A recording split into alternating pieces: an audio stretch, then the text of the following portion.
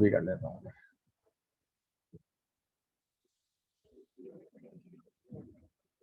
तो इसको मैं रिकॉर्ड भी कर रहा हूँ ताकि बाकी लोगों को भी इसका आइडिया हो जाए। इसके अंदर एक छोटी सी हमारी ये मीटिंग है। इसके अंदर हम सिर्फ और सिर्फ जो हम काम करने जा रहे हैं, और वो ये है कि हम एक वेब एप्लीकेशन डेवलपमेंट करने जा रहे हैं ना। तो उसके लिए मैं आप लोगों के साथ एक काम ये कर सकता हूँ कि एक गूगल की डॉक्यूमेंट जो है मैं आप लोगों से शेयर कर दूं, नहीं करूं तो समझ में नहीं आ रहा यार। तो गूगल की डॉक्यूमेंट अभी मैंने शेयर, अभी मैं गूगल की डॉक्यूमेंट भी शेयर नहीं कर रहा, उसको भी हम बाद में देखेंगे। सिर्फ मैं आपको ये ब्रीफ करा था ताकि ये ऑन रिकॉर्ड रहे, जब भी किसी को जरूरत हो तो हम इसको लग रहे हैं कि सबसे पहले कि मैं आपको इसकी रिक्वायरमेंट बता रहा हूँ। हमें वेब सॉल्यूशंस बनानी है और वो इंटरप्राइज लेवल की होनी चाहिए। ये बात सबको समझ में आ रही है? जी सर। Yes sir. ठीक है, ये मैं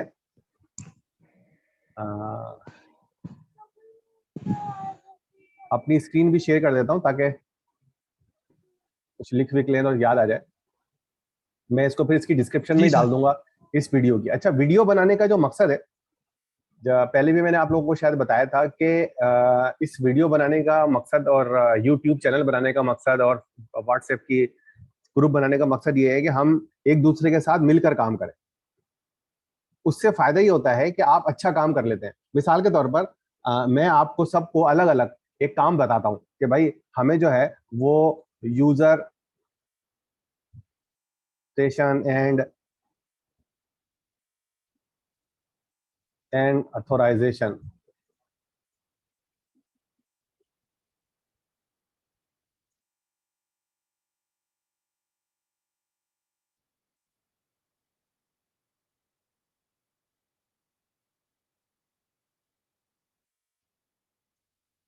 मैं आप लोगों को अलग अलग ये काम दूं और आप लोग ये काम करते रहेंगे।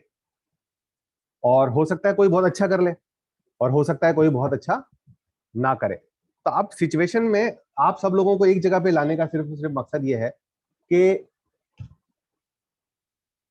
जब सब मिलके काम करेंगे तो ये तीनों एरिया जो है वो काफी अच्छे हो सकते हैं एक दूसरे की वजह से। मिसाल के तौर पर किसी ने ऑथेंटिकेशन अच्छा किया तो आपने उससे डिस्कस कर लिया और उसकी ऑथेंटिकेशन का आइडिया आपने पास कर लिया, रजिस्ट्रेशन ऑथराइजेशन कर लिया। बाद में फिर हम एक जो है ना वो एक कॉमन रेपोजिटरी बना देंगे अपनी AI विद पाइथन की गिटहब के ऊपर, और उसके ऊपर ये जो वेब का जो मॉड्यूल हम बनाने जा रहे हैं, रजिस्ट्रेशन ऑथेंटिकेशन ऑथराइजेशन का, वो उसके ऊपर गिटहब को अपलोड कर देंगे ताकि अगर किसी को जरूरत हो तो वो वहां से यूज कर ले।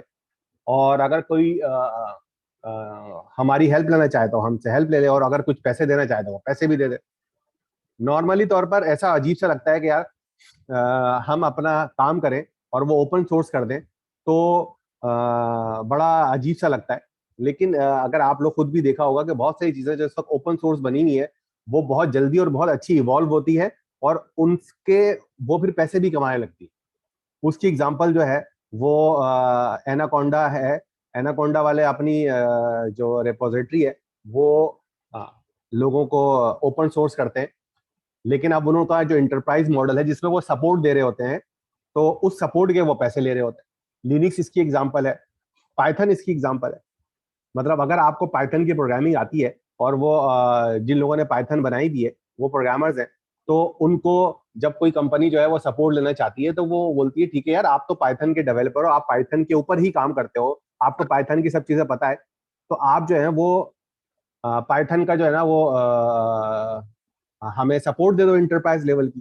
तो इस तरह की चीजें जो है वो होती है। तो इसलिए इसलिए अगर आपके कोड शेयर हो रहे हैं या आपका आइडिया शेयर हो रहा है तो आप घबराएं नहीं। असल जो चीज होती है, मेरी बेशुमार वीडियोस जो हैं आपको पता है कि इंटरनेट के ऊपर अवेलेबल है, PIIC के प्लेटफॉर्म पे अवेलेबल है, पेना क्लाउड के प्लेटफॉर्म पे अवेलेबल है, और इसके अलावा 25,000 वीडियोस जो हैं वो लोगों की अवेलेबल है। लेकिन इससे ये नहीं हो रहा कि लोग उनका आइडिया चुरा लें, क्योंकि जो किसी आइडिया को कॉपी करना और उसको एग्जीक्यूट करना उसमें बड़ा मसला होता है। तो नॉर्मली एक अच्छा आइडिया चाहे वो आपने ओपन सोर्स किया हुआ हो, वो उसी वक्त इंप्लीमेंट अच्छा तरीके से हो सकता है जब तो उसका अपना डिजाइनर उसके अंदर इन्वॉल्व हो, या फिर बंदा उतनी ही मेहनत करे जितने उसके डिजाइनर ने की।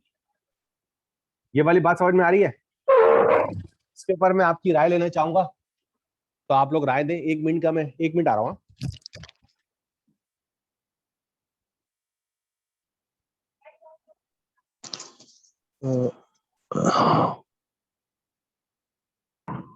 अस्सलाम वालेकुम। हेलो सर, अभी गए, आ रहे हैं वापस। अच्छा भैया, अभी मुझे ये बताएंगे कि सर ने अभी क्या स्टार्ट में क्या, पर मैंने अभी थोड़ी सी लेट ज्वाइन की है मीटिंग।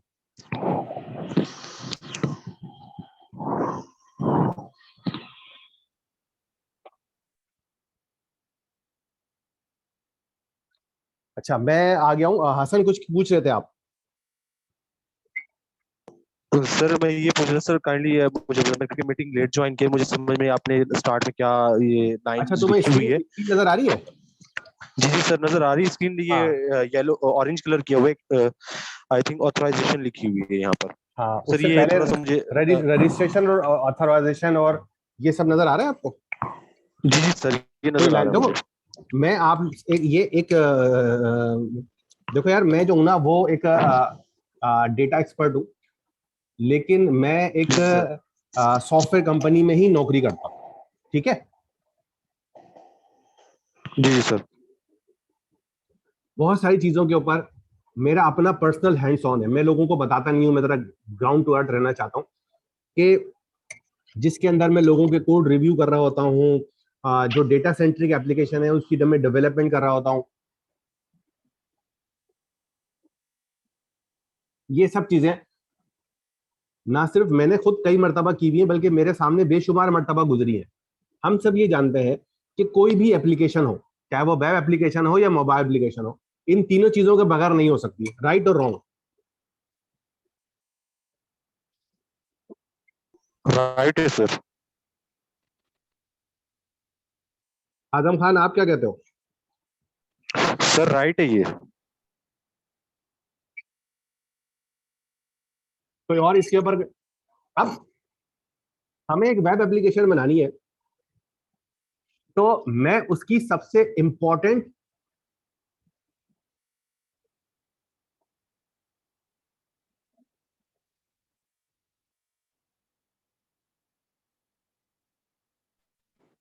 सर आवाज मसला कर रही हाँ, है, मैं इधर लिख रहा आवाज था, नहीं आ मैं बोल नहीं रहा था सुना।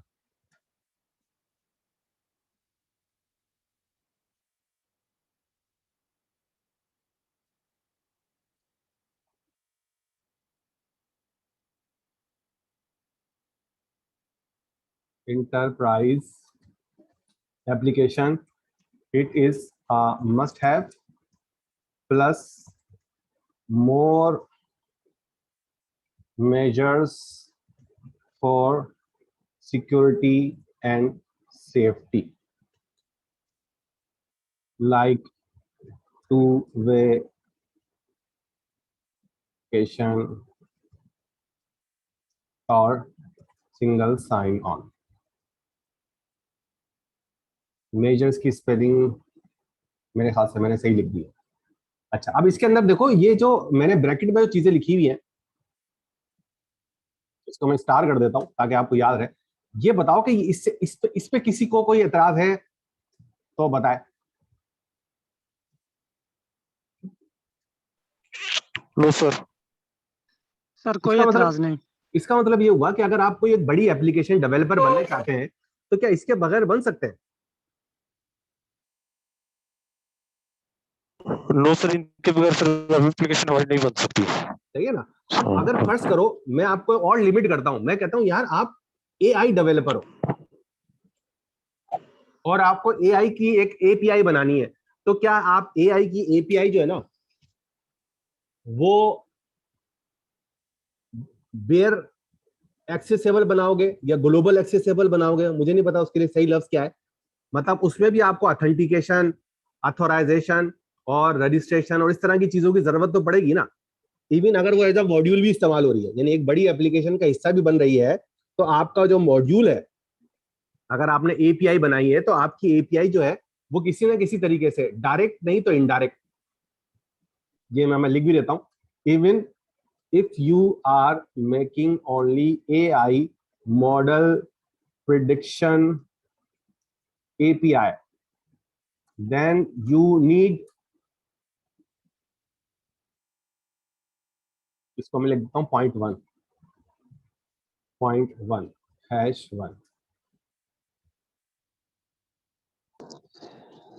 सर रिकॉर्डिंग अवेलेबल होगी ना?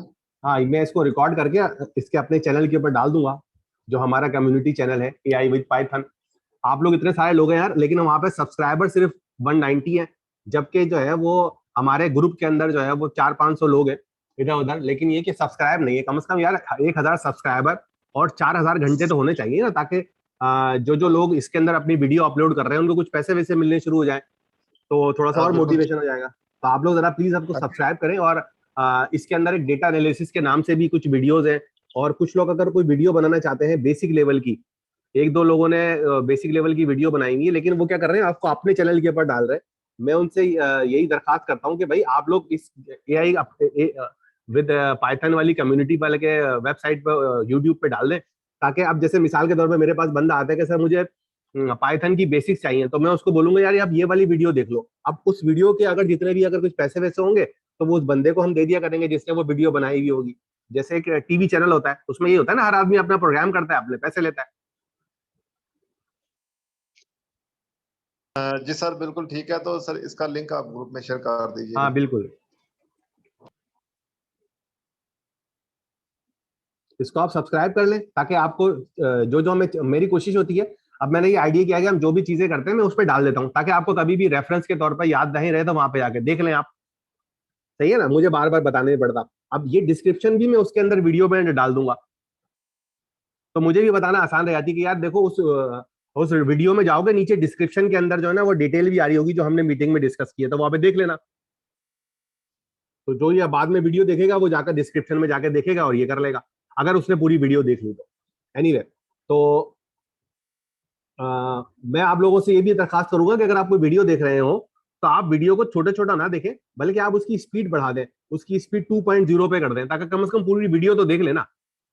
अब अगर 30 मिनट की वीडियो है, अगर आपने 1-2 मिनट देखी तो वो आपके 1-2 मिनट जाया हो गए ना। इससे बेहतर ये कि आप उसकी डबल डबल स्पीड करके 1 जहां पे जरूरत हो स्पीड कम कर दी, जहां ज्यादा हो स्पीड ज्यादा कर दी। अच्छा एनीवे, तो मैं कह रहा था कि आपको डायरेक्टली और इनडायरेक्टली अगर आप API और मॉडल प्रिडिक्शन भी बना रहे हैं, तब भी आपको ऑथेंटिकेशन और ऑथराइजेशन की जरूरत होगी या नहीं होगी? ये एक थोड़ा सा ट्विस्टिंग क्वेश्चन है, आप जरा बताएं।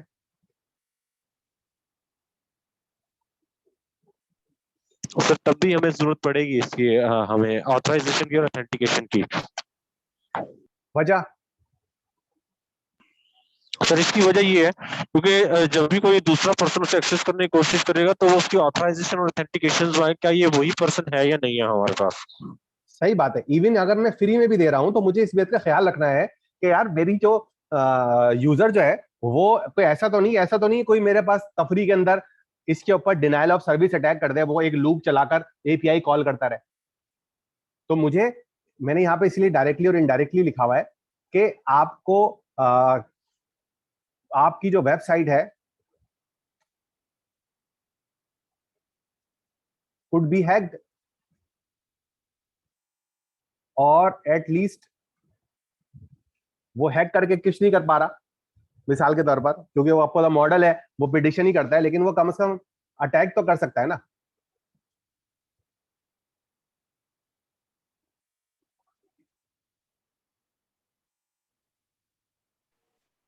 कौन सा वर्म होता है यार वो जो पैसे लेकर आपकी वेबसाइट पे कब्जा कर लेते हैं और पैसे देके छोड़ते हैं, उसे क्या कहते हैं? रैंसम। Sir ransomware. हम्म।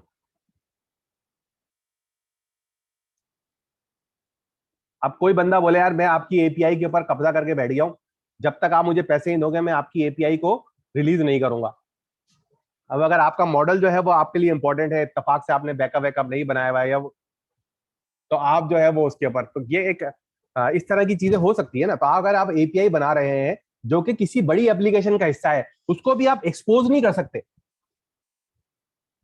तो ये जो चीजें है ना, ये मैं अपने आपको, मैंने जो मतलब जो 10-20 साल जो है वो मैंने लगाए हैं IT इंडस्ट्री में, ये उसकी बेस के ऊपर मैं बना रहा हूँ। सिक्योरिटी और सेफ्टी जो है वो आज मेजर कंसर्न है। आप इसके बगैर किसी एप्लीकेशन को कहीं पर डिप्लॉय करना ही नहीं चाहिए आपको। कोई और अपनी और राय देना चाहे कि इसके हवाले से, इसमें कोई चीज मैं मिस कर रहा हूं तो वो ऐड कर दे। ये देखो हमारा सर आपस का आपकी आवाज कट कट कर आ रही है सर, मुझे आपकी बात समझ में नहीं आई, अच्छा काइंडली रिपीट कर दीजिएगा। मैं दोबारा बताता हूँ। मैं ये कह रहा हूँ कि अगर आपकी एपीआई जो है, एआई जो एपीआई है वो आपने बनाई हुई है जो मॉडल प्रिडिक्शन कर रही है, तब भी आप उसको बिल्कुल ओपन नहीं छोड़ सकते। उसमें भी आपको इखलाकी तौर पर, टेक्निकली तौर पर रजिस्ट्रेशन या अथेंटिकेशन और ऑथराइजेशन चाहिए होती है, डायरेक्टली या इनडायरेक्टली। ये बात समझ में आ रही है ना? इनडायरेक्टली का मतलब ये सर हुआ हमें अपने कि वो, मॉडल पर डायरेक्टली, डायरेक्टली का मतलब ये है कि जब भी आपके पास सर हमें लॉगिन अपने, होगा। हाँ बोलो बोलो। सर डायरेक्टली ऑथराइजेशन का मतलब ये है कि जिस पर्सन ने मॉडल बनाया है या ऑथेंटिकेशन बनाई वो अपने अपने पास उसको रखेगा, क्योंकि सम टाइम वो किसी भी सिचुएशन में बैठा तो वो सोल्यूशन वहां से निकाल सकता है। अगर इनडायरेक्टली मीन्स कि कोई दूसरा पर्सन उसे एक्सेसिबल ना बना सके हमारे पास।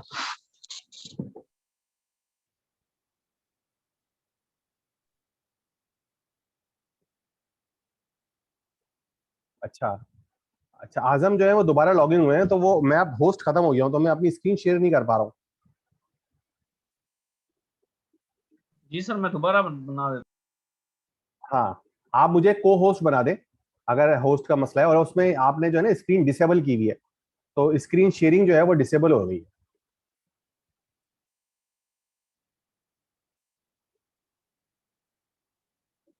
सर आप होस्ट आप ही हैं सर, कंप्लीट।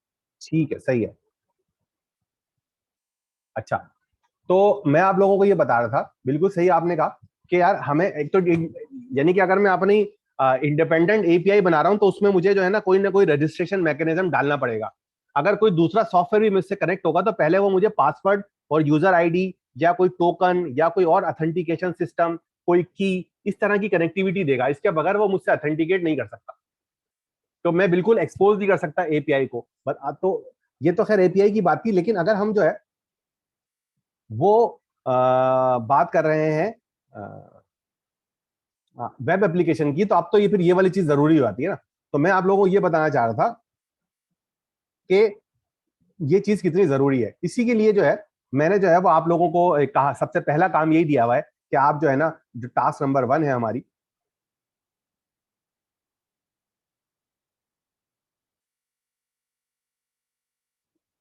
अब ये RAA क्या है पता है ना आपको? User authentication and authorisation.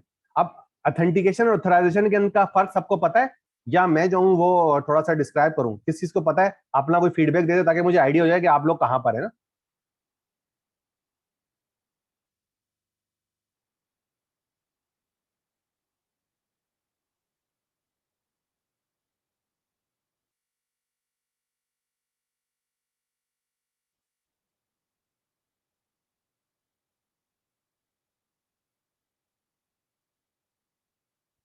मुझे किसी की आवाज नहीं आ रही। सर जो सर पर्सन आप ने सर आप एक्सप्लेन कर दें थोड़ा सा।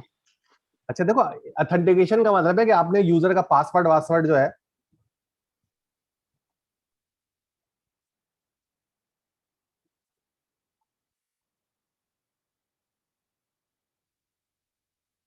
सर जैसे लॉगिन फॉर्म्स होते हैं। हाँ, वो तो अथेंटिकेशन हो गई ना। तो ये तो आपकी कोर इन्फॉर्मेशन है गई।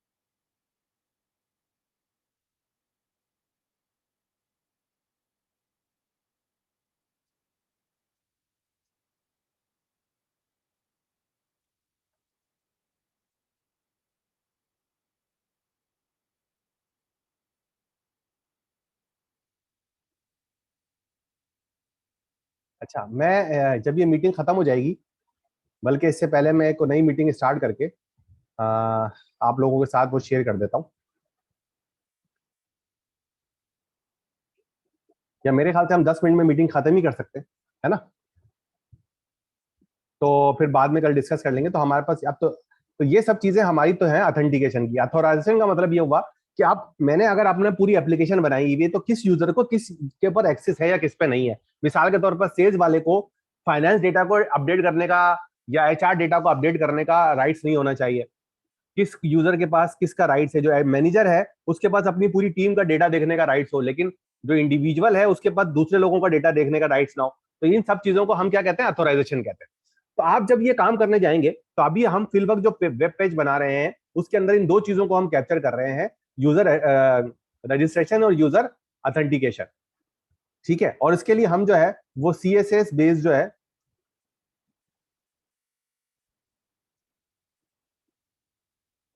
HTML फॉर्म बना रहे हैं, जिसको बाद में हम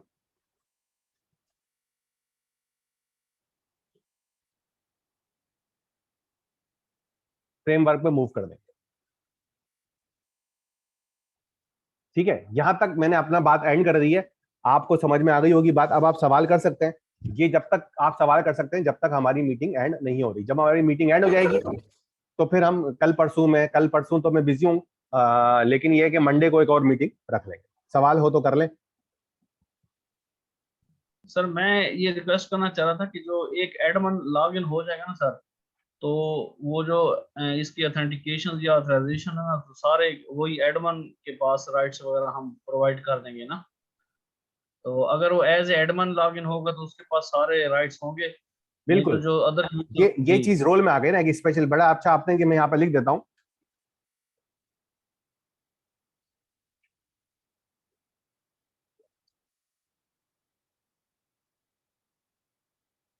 ठीक है, इस तरह का एक रोल जो है ना वो हम एक दो रोल और स्पेशल लगा देंगे जो टेक्निकल होंगे। सही है? जी सर। ठीक है। अच्छा बुजदार, मैंने इसकी रीडिंग रिकॉर्डिंग एनेबल कर दी थी, तो जब ये हो जाए तो मुझे भेज देना, तो मैं इसको इसकी डिस्क्रिप्शन के साथ जो हमने लिखा हुआ है इसके साथ मैं चैनल के ऊपर डाल दूंगा और आप लोगों से शेयर भी कर दूंगा। सही है? राइट चैनल जो है वो मेरा उसका लिंक मैं ठीक है भेज दूंगा सर। आपसे। सर एक्चुअली सर, हाँ सर नेक्स्ट मीटिंग हमारी कल होगी या मंडे वाले दिन होगी? यार, कल जो है ना बूट कैंप में बिजी हूँ मैं, जी तो सर, फिर मंडे को ही हो सकेगी। मंडे वाले दिन होगी। हाँ ठीक हो गया सर। ठीक है, चैनल में आप लोगों को सर शेयर बूट कर रहा कैंप में हूँ। सर क्या करवा रहे हैं सर? सर बूट कैंप में क्या करवा रहे हैं? बूट कैंप के अंदर जो है ना वही हम ये एडवांस चीजें करा रहे हैं, API और इस तरह की चीजें।